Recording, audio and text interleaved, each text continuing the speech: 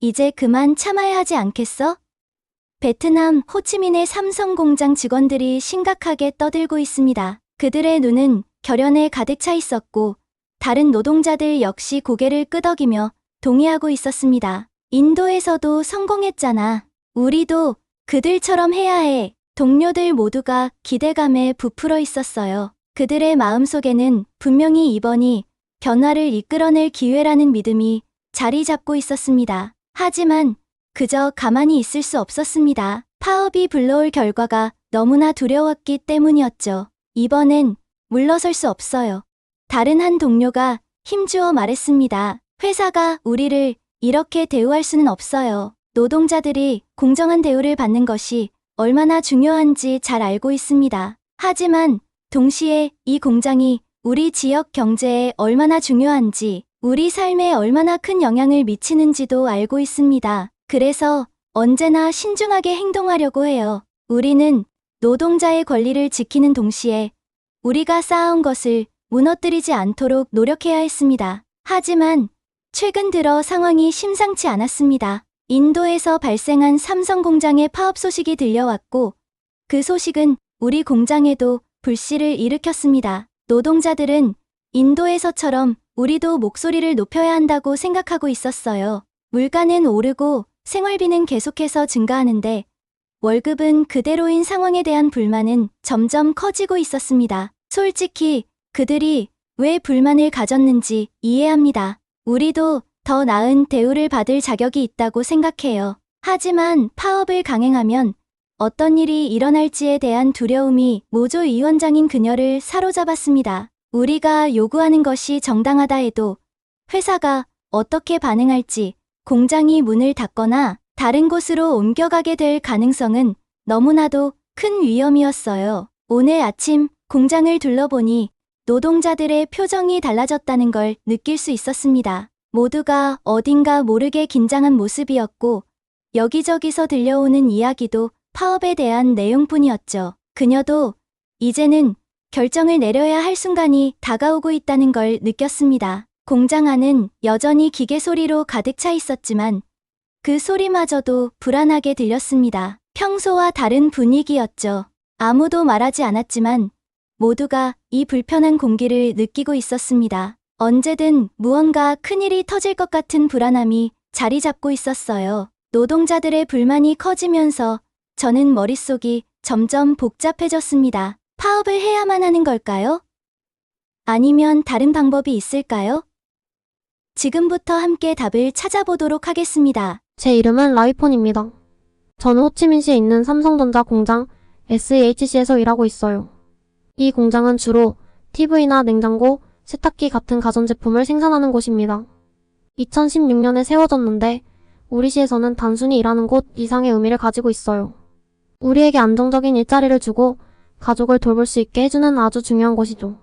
저도 처음부터 이곳에서 일해왔고 지금은 노동조합의 위원장을 맡고 있습니다. 저는 노조위원장으로서 제 역할을 정말 중요하게 생각해요. 노동자들의 권리를 지키는 것이 얼마나 중요한지 잘 알고 있습니다. 하지만 이 공장이 우리 삶에서 얼마나 중요한지도 알기 때문에 항상 신중하게 행동하려고 해요. 노동자들이 당연히 받아야 할 것을 얻으면서도 우리가 쌓아온 것을 위험에 빠뜨리지 않도록 노력하고 있어요. 그런데 오늘은 이상하게 마음이 편하지 않네요. 파업과 요구에 대한 이야기가 여기저기서 나오고 있습니다.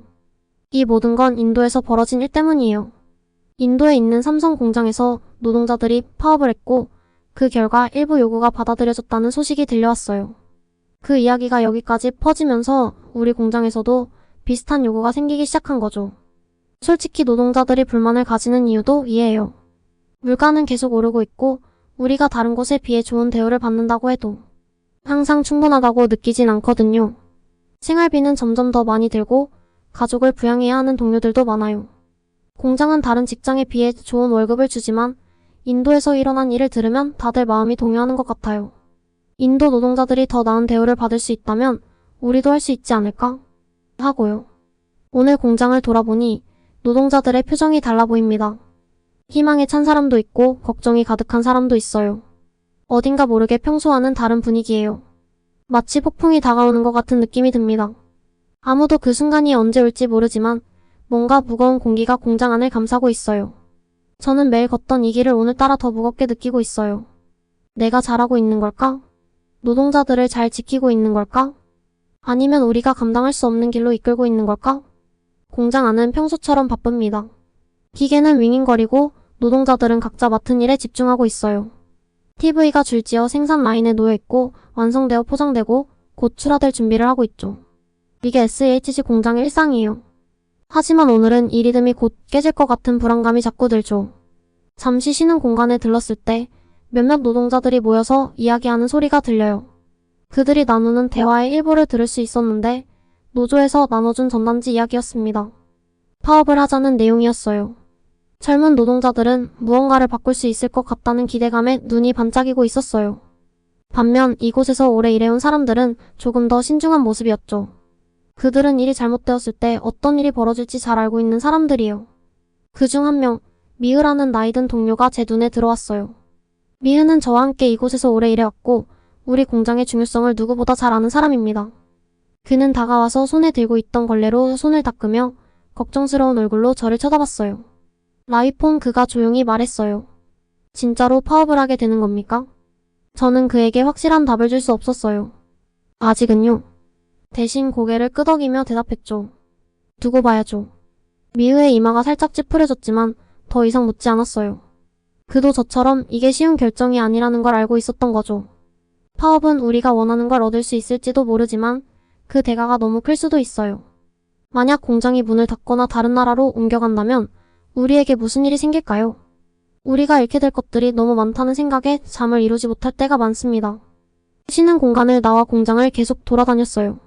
어디를 가도 속삭임이 들립니다. 노조의 힘이 점점 커지고 노동자들은 파업이 힘을 보여줄 수 있는 유일한 방법이라고 믿고 있었어요. 하지만 저는 위험을 잘 알고 있습니다. 협상이 결렬될 때 무슨 일이 일어나는지 봐왔으니까요. 피해를 보는 건 공장만이 아니라 노동자들이고 그들의 가족이고 결국엔 우리 지역 전체가 되는 겁니다. 2018년에 북부 베트남에서 있었던 일을 기억해요. 그때도 노동자들이 잠시 파업을 했어요.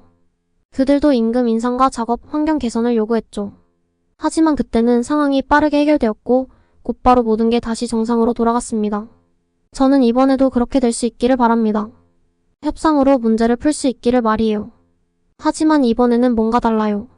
이번엔 상황이 더 무겁고 노동자들은 더 불안해 보입니다. 파업의 가능성은 점점 커지고 있고 쉽게 사라지지 않을 것 같아요. 퇴근 시간이 가까워지면서 공장 출구로 향했습니다. 오늘따라 발걸음이 더 무겁게 느껴졌어요.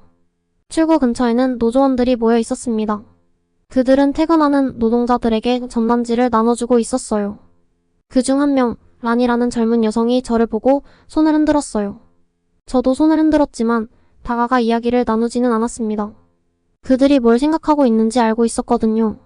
그들은 제게 리더십을 기대하고 있었고 제가 이 일들을 앞으로 밀어붙여주기를 바랐어요.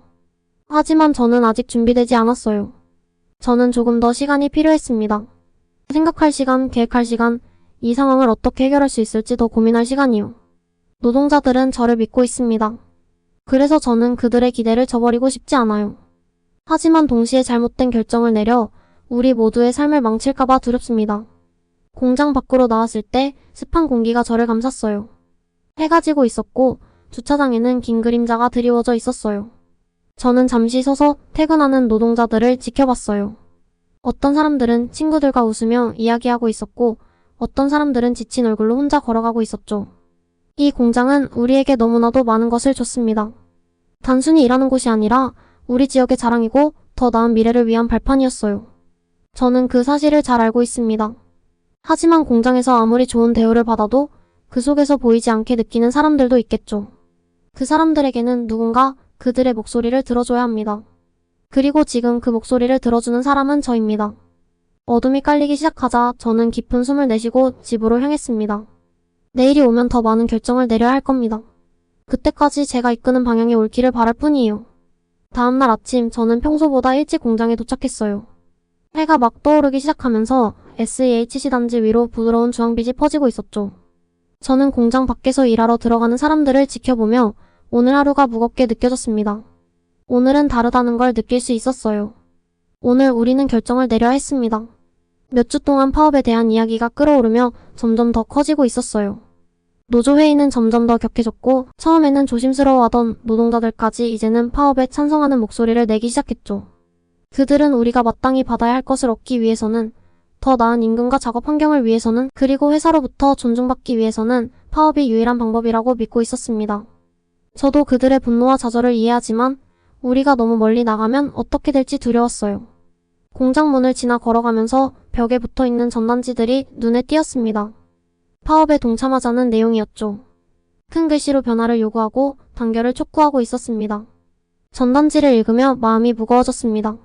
이 일이 시작되면 돌이킬 수 없을 거란 걸 알고 있었거든요. 공장 안은 평소처럼 기계 소리로 가득 차 있었지만 오늘은 그 소리마저 다르게 느껴졌습니다. 공기 중에 긴장이 감돌고 있었어요. 노동자들은 여전히 일을 하고 있었지만 그들의 표정에는 불안, 희망, 그리고 불확실함이 묻어났습니다. 모두 저를 기다리고 있었어요. 그들은 제가 결정을 내리길 기다리고 있었습니다. 저는 휴게실로 향했어요. 거기에는 노조 간부들이 기다리고 있었습니다. 란도 있었고 미우와 다른 몇몇 파업 지지자들도 있었죠. 그들이 저를 보자마자 진지한 표정으로 쳐다보았어요. 그들은 준비가 되어 있었고 제가 그들을 이끌어주길 기대하고 있었죠. 하지만 저는 아직 준비되지 않았습니다. 저는 테이블에 앉았습니다. 그들의 기대가 제 어깨를 짓누르는 듯한 느낌이었어요. 몇 주 동안 우리는 이 이야기를 해왔지만 막상 그 순간이 다가오니 모든 것이 버겁게 느껴졌습니다. 노동자들이 올바른 결정을 내려주길 기대하는 건 알고 있었어요. 하지만 우리가 파업을 강행했다가 실패하면 그 대가는 엄청날 거라는 생각이 머릿속을 떠나지 않았습니다. 일자리를 잃을 수도 있고 공장이 문을 닫을 수도 있고 결국엔 우리 지역 사회 전체가 피해를 입을 수 있습니다. 하지만 아무것도 하지 않으면 노동자들은 배신감을 느낄 거예요. 그들은 더 이상 기다리는 것에 지쳤어요. 이제는 행동을 원하고 바로 지금 당장 행동에 나서고 싶어 하죠. 저는 두 갈래 길 사이에서 갈등하고 있었습니다. 한쪽에는 노동자들을 지키고 그들의 권리를 위해 싸우고 싶은 마음이 있었어요. 하지만 다른 한쪽에는 너무 큰 위험이 기다리고 있다는 두려움이 있었습니다. 파업이 잘못되면 우리는 모두 더 큰 고통을 겪게 될 거예요. 깊은 숨을 들이마시고 주변을 둘러보았습니다. 라는 저를 바라보고 있었어요. 그녀의 눈에는 결의가 가득 차 있었습니다. 라는 젊고 열정적이며 이번 파업이 더 나은 미래를 위한 열쇠라고 믿고 있었습니다. 반면 미은은 걱정스러운 표정을 짓고 있었죠. 그는 저와 마찬가지로 오랜 시간을 이곳에서 일해왔고 그의 눈에는 불안함이 서려 있었습니다. 그는 우리가 불을 다루고 있다는 것을 알고 있었어요. 시간은 천천히 흘러갔고 우리는 서로의 의견을 주고받으며 논의했어요. 몇몇 간부들은 강하게 파업을 주장했고 또 몇몇은 저처럼 더 신중해야 한다고 했습니다. 모두가 말할 때마다 그들의 말이 제 마음을 무겁게 했어요. 결국 대화가 멈추고 방 안은 고요해졌습니다.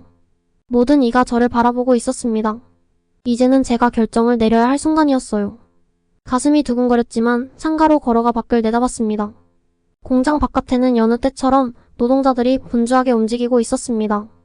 기계와 발맞춰 일하는 그들의 모습은 평소와 같았지만 오늘은 그 장면이 달라 보였습니다. 저는 다시 간부들 쪽으로 돌아섰습니다. 목이 마르고 손이 떨렸지만 말을 해야 했죠. 우리는 아직 시간이 더 필요해요. 저는 조용히 말했습니다. 제 목소리는 거의 속삭임에 가까웠어요.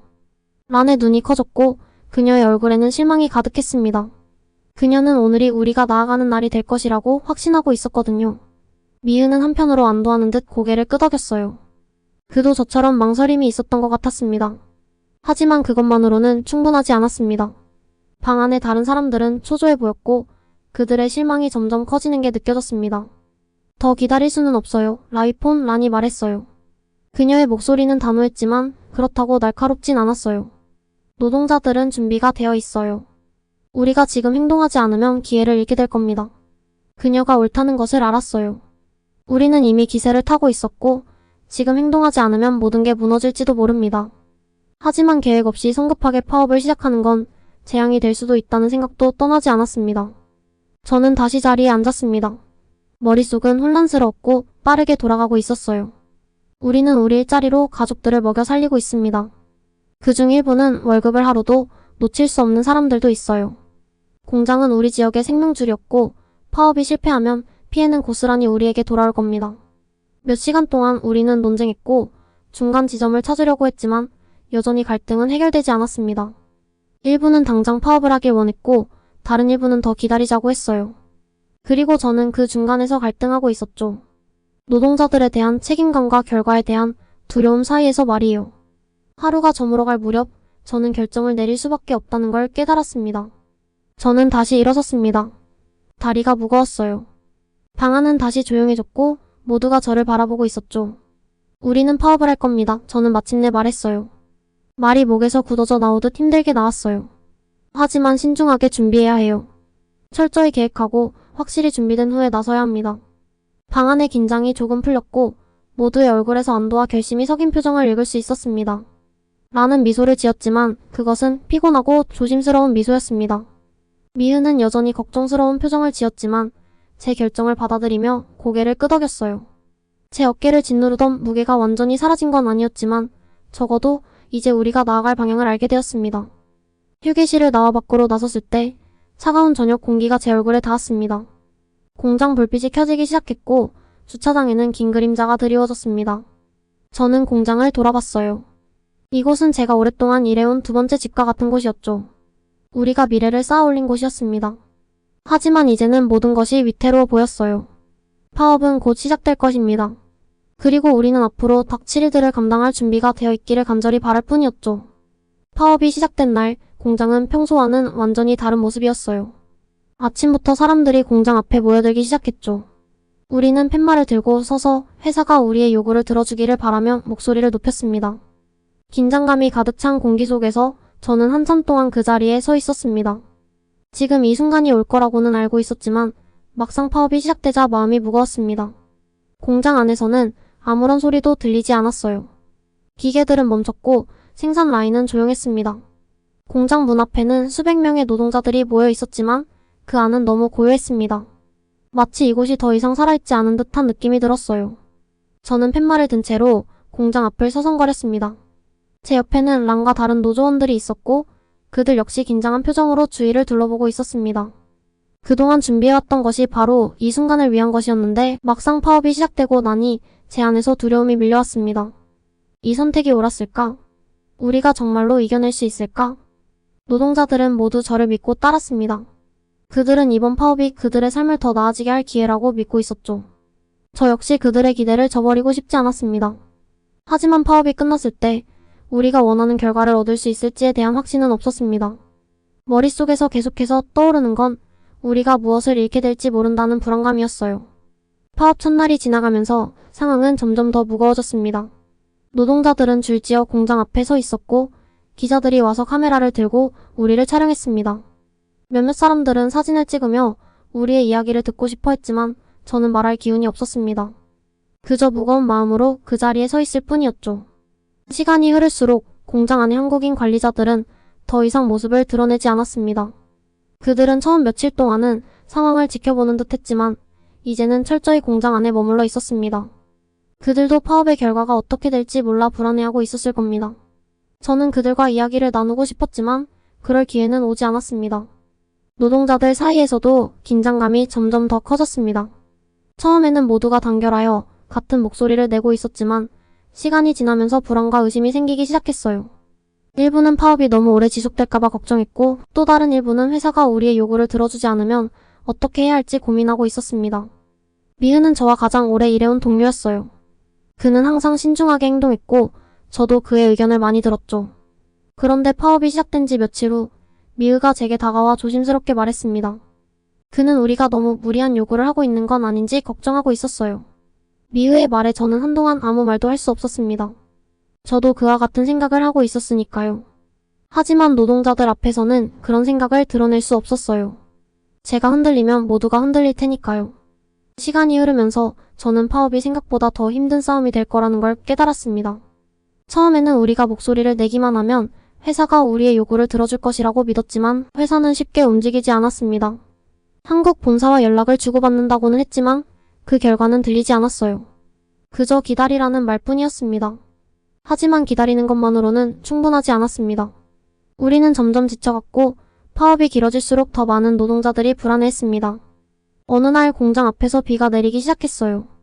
비가 내리면 공기는 더 차갑게 느껴지고 사람들의 마음도 더 무겁게 가라앉는 것 같았습니다. 저는 우산을 들고 서 있었지만 마음속에서 피어오르는 불안은 막을 수 없었어요.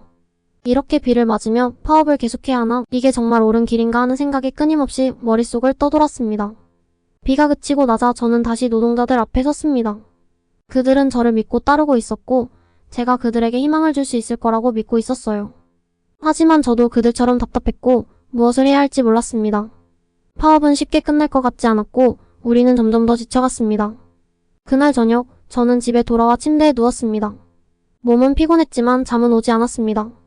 머릿속에서 온갖 생각들이 떠올랐어요. 우리가 정말로 이길 수 있을까? 파업이 이렇게 오래 계속되면 회사는 어떤 결정을 내릴까? 그리고 만약 우리가 원하는 것을 얻지 못하면 그때는 어떻게 해야 할까?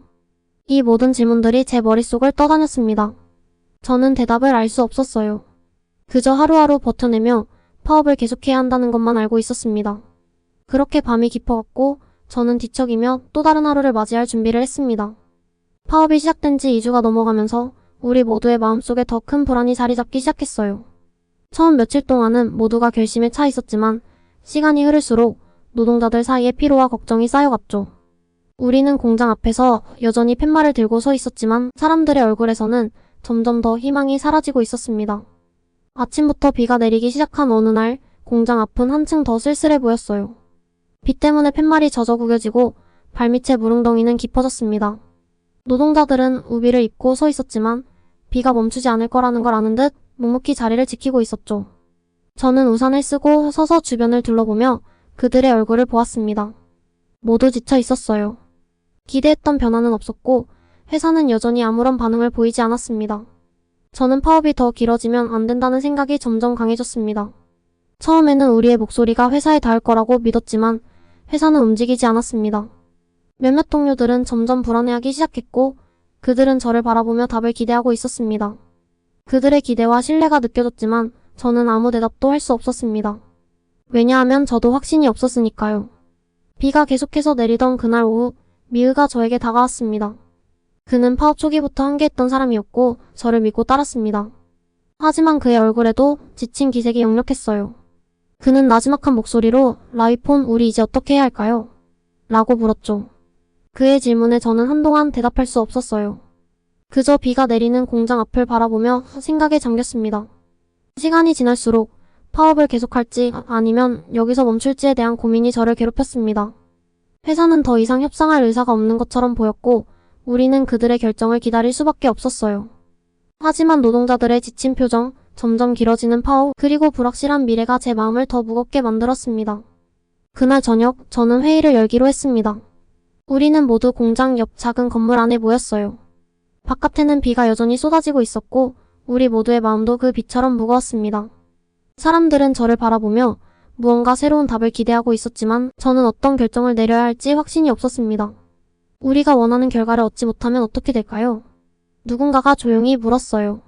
그 질문은 회의실 안을 가득 채웠고 저도 그 질문에 대한 답을 찾기 힘들었습니다. 제가 말해야 하는 순간이었지만 무엇을 말해야 할지 몰랐습니다. 우리는 파업을 시작하면서 큰 기대를 했고 회사가 우리의 요구를 들어줄 것이라고 믿었습니다. 하지만 현실은 생각보다 훨씬 더 냉혹했습니다. 저는 깊은 숨을 내쉬고 천천히 말을 꺼냈습니다. 우리는 이길 수 있을지 확신할 수 없어요. 하지만 지금까지 해온 걸 보면 우리가 포기할 수도 없는 상황입니다. 우리에게는 더 이상 물러날 곳이 없으니까요. 제 말에 회의실 안은 다시 조용해졌습니다. 모두가 저의 말을 이해하고 있었지만 그 말이 우리를 더 힘들게 한다는 걸 알고 있었죠. 우리는 이미 너무 멀리 와버렸고 여기서 멈추는 것도 계속하는 것도 모두 큰 위험을 감수해야 했습니다. 그날 밤 저는 집에 돌아와 깊은 생각에 잠겼습니다. 파업이 길어지면서 회사도 더 이상 양보할 생각이 없는 것 같았고 노동자들은 점점 지쳐가고 있었습니다. 저는 우리가 싸워서 얻을 수 있는 것이 무엇일지 다시 한번 고민해 보았습니다. 우리가 얻으려는 것이 정말로 이 고통을 견뎌낼 만큼 가치 있는 것일까? 그리고 그 끝이 무엇일까? 다음날 아침 저는 다시 공장으로 나갔습니다. 비는 그쳤지만 공장 앞에 모여있는 노동자들의 분위기는 여전히 무거웠어요. 모두가 저를 바라보고 있었고 저는 그들의 기대에 부응해야 했습니다. 그러나 제 마음속에서는 여전히 많은 갈등이 있었습니다. 파업이 계속된다면 우리는 더 많은 것을 잃을 수 있었습니다. 하지만 지금 멈추면 그동안 우리가 쌓아온 모든 것이 헛되이 끝날 수도 있었죠. 그 순간 회사 측에서 연락이 왔습니다. 드디어 협상을 다시 하자는 제안이었어요. 그 소식을 듣자마자 저는 한숨을 내쉬었습니다. 끝이 보일 것 같다는 생각이 들었죠. 하지만 그 협상이 우리에게 유리하게 끝날지는 아직 알 수 없었어요. 우리는 다시 한번 모든 것을 걸어야 했습니다. 노조원들과 함께 협상 자리에 나섰습니다. 그 회의실로 들어가는 순간 저는 우리 모두의 운명이 걸려 있다는 걸 느꼈어요. 회사와 다시 마주 앉아 우리의 요구를 설명할 때 제 마음속에는 여러 감정이 교차했습니다. 우리가 이길 수 있을지 아니면 더 큰 희생을 치르게 될지. 아무도 알 수 없었지만 우리는 여기까지 왔습니다. 협상은 길고 힘들었어요. 회사 측은 여전히 강경한 태도를 보였고 우리는 우리의 요구를 포기할 수 없었습니다. 결국 우리는 중간 지점을 찾기로 했습니다. 회사는 일부 요구를 받아들였지만 우리가 원했던 만큼은 아니었어요. 하지만 그 순간 저는 이것이 우리가 할 수 있는 최선이라는 걸 알았습니다. 노동자들은 그 결과에 대해 여러 생각이 있을 거예요. 어떤 사람들은 만족할 것이고 어떤 사람들은 실망할 것입니다. 하지만 저는 우리가 할 수 있는 만큼 싸웠다는 사실에 자부심을 느꼈습니다. 우리가 완전히 이기진 않았지만 최소한 우리의 목소리는 들렸고 그 결과는 앞으로의 싸움의 중요한 발판이 될 것입니다. 파업은 끝났습니다. 그리고 저는 그 끝에서 우리 모두가 한 걸음 더 나아갔다는 걸 깨달았습니다.